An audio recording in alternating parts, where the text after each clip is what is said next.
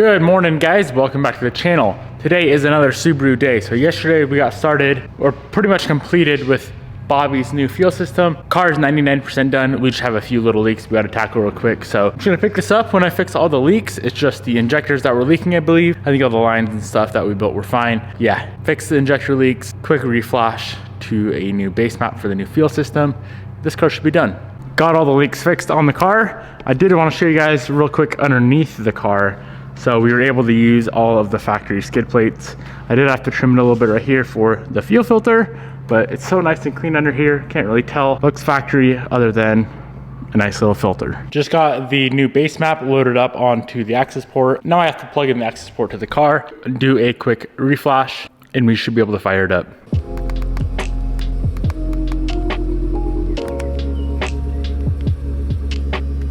All right, let's fire it up and see what happens.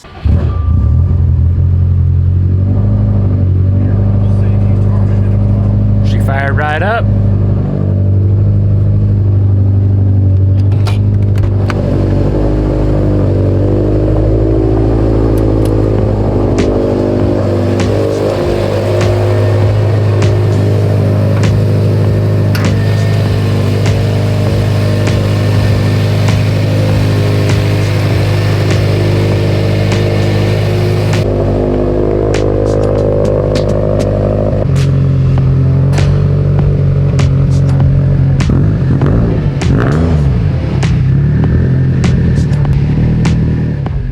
I must say, for 2200s and being just in base map, it actually runs pretty damn good. I'm gonna go hit a quick drive, data log it, send it over to Bader, make sure we're good to go there. And then whenever we can, get this thing on the dyno, turn it way up, hopefully hit that 600 wheel mark on a completely stock STI engine.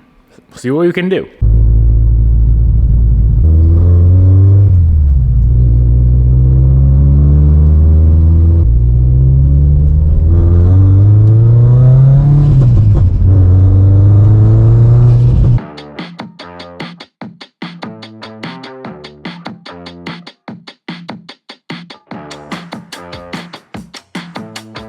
Moving on to the next project. This thing should only be a maybe 2-day project total. A couple weeks back, we popped the motor on this thing on the dyno, cracked the sleeve, and now it's time to get a new motor rebuilt for it.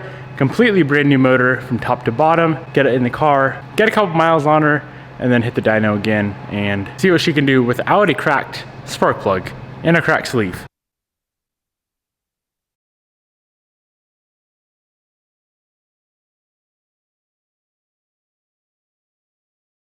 Just went through, got a ton of stuff cleaned up. We are using the Manley rods that were in the old motor because they're perfect. But over here we have brand new pistons, some good old Manleys. We have some H and HX bearings, meaning standard and extra oil clearance bearings. Some fresh case halves. Shout out Bader for supplying us with the cases. Appreciate you, brother. We have our crank over here. Beautiful. Killer Bee baffle, Killer Bee pickup. This box over here has a new ACT clutch, our fresh rebuilt heads, and then this stuff in here is just like timing covers and whatnot. We don't need any of that yet. I do want to start building the bottom end. No way it's going to be done tonight, but we can at least start getting stuff measured out, figure out what bearings we need. The reason why we have 2 different sets of bearings is because we need to have the proper oil clearance. So if it's too tight, we'll mix and match with the H and HX to get our desired results. So I'm gonna start getting some stuff measured out. We have to measure out the rods with the bearings installed, the cases with the bearings installed, fully torqued down, and of course, mic out the crank and get all of the bearing clearances checked.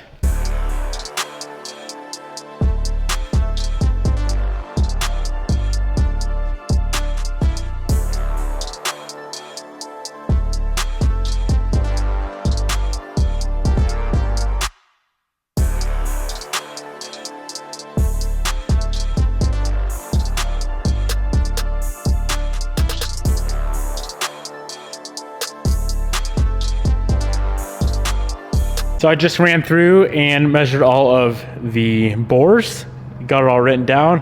Of course, measured it in a few different locations, make sure they're not out of round or egg shaped or anything like that. We're all good to go there. And then I went ahead and measured the pistons. So here's our final numbers, 1 through 4, 0030, 31, 30, and 32. So Piston wall clearance is all good to go. Now we need to go ahead and measure all the bearing clearances for the main and for the rod. As soon as that's done, set the ring end gaps, and we can start getting this thing assembled.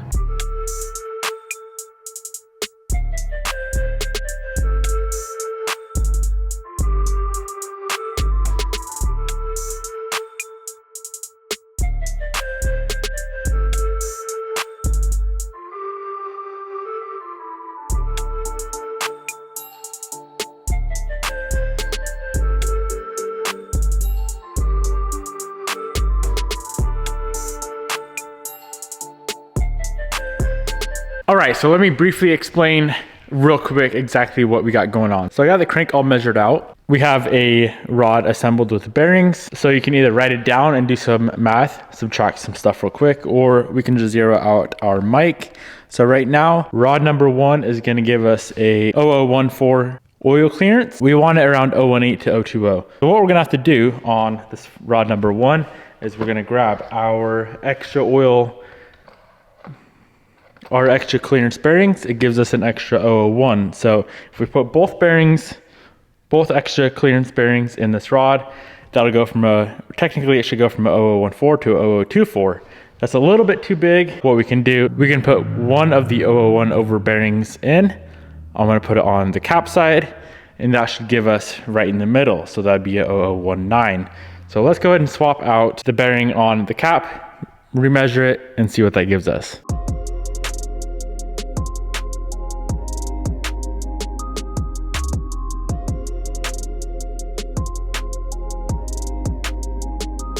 Now with the 001 oversized bearing on just the cap itself, not on both sides, we have a bearing clearance of 0018, which is absolutely beautiful. So I'm gonna mark this as rod number 1, set her aside, and do the other 3 the same exact way.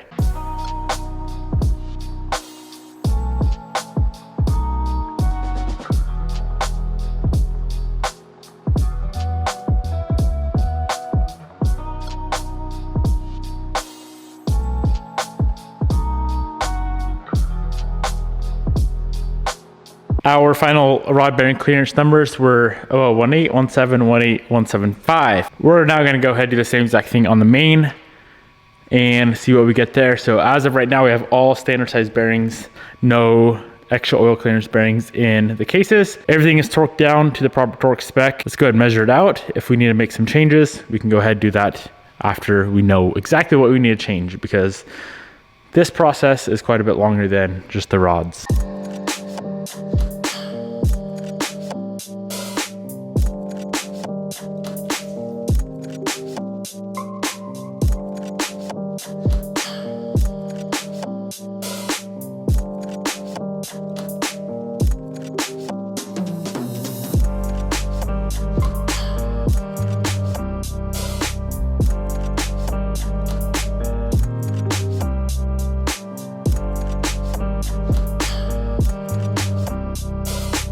30 minutes later, the whole main line is finished up. We did have to make a few changes. So initially we had a 06, which is super tight, 018, 014, 018, and another 08, which is tight. The final numbers are 0017, 18, 19, 18, 18. Beautiful. All of the bearing clearances are done. It's probably the most time consuming part is measuring everything out. It's very, very tedious. These new digital mics I got are freaking handy. I think the set was about $400 for all 4. So they're not the most expensive ones in the world. For the weekend warrior like me, they work fine. If you're an actual machinist, I'm sure you're gonna probably not like the brand, but it's okay. Next up is the ring end gap. As soon as that is done, we are ready for assembly.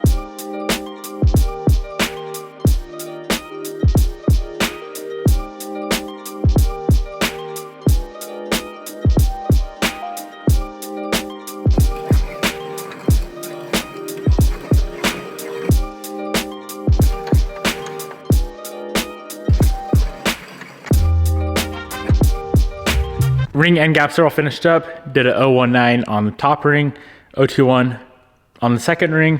Now it is assembly time. So I'm gonna go through, pull bearings back out of the cases, make sure I know where they go. And then we're gonna clean the cases, get the bearings back in, get the crank clean, get the crank in with the rods already on the crank. I know it's a lot different than an Evo. Rods go on the crank first, and then drop the crank and rods into the case halves, and then the pistons go in, throw the wrist pin in, and we have a short block.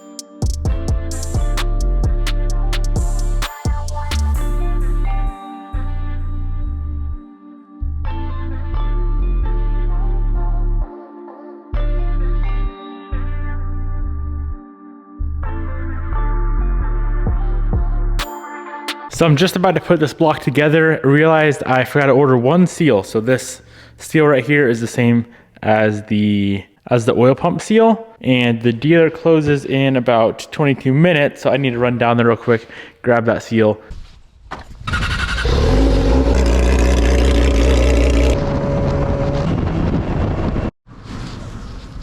All right, got everything just in the nick of time at the Subaru dealership. Let's go ahead and get these cases sealed up. We gotta let that seal and dry for a while, and then we can move on to getting the pistons installed.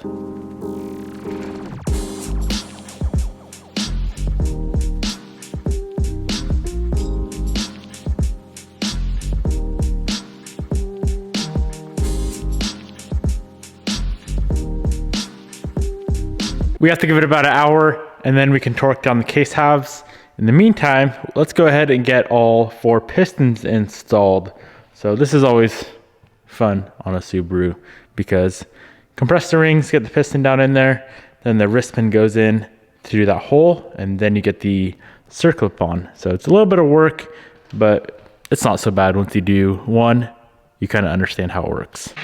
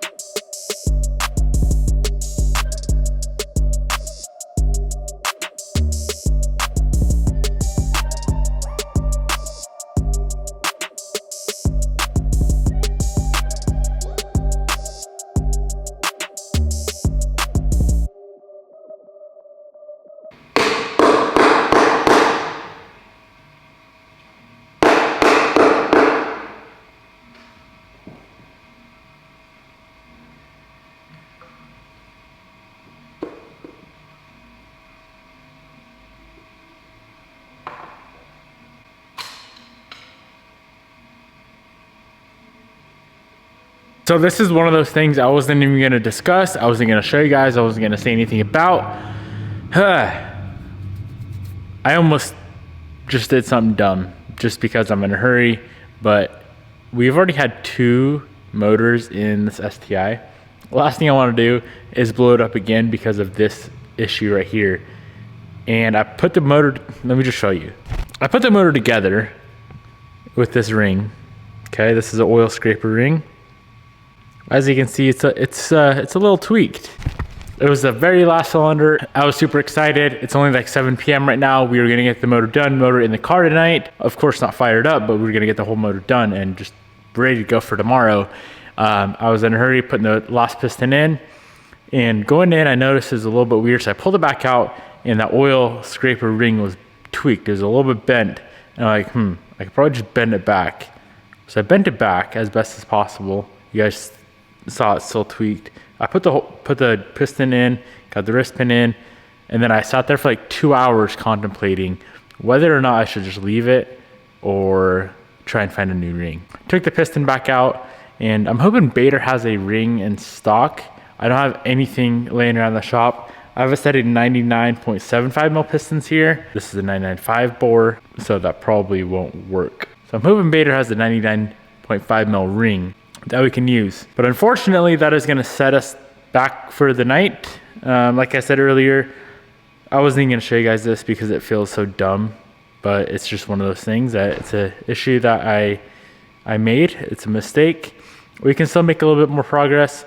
I can get like the pan on, one head on. We can still get quite a bit more done.